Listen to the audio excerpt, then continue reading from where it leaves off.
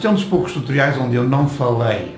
No entanto, eu espero que ele continue a ser didático, que seja prático, que tenham aprendido alguma coisa, que esse é o objetivo do meu canal. No meu canal eu não mostro pinturas que eu faço para serem perfeitas. Eu mostro exemplos de como é que podem melhorar as vossas competências na arte. Por isso, subscrevam o canal para verem os outros vídeos, onde certamente vão aprender muito. Já agora, se gostaram deste tutorial, então não podem perder este tutorial também, que é muito interessante. Já agora, deem o vosso like e ativem o sininho para poderem receber em vossas casas as notificações dos próximos vídeos, que são certamente muito importantes. E por último, divirtam-se a pintar e que sejam muito felizes. Obrigado.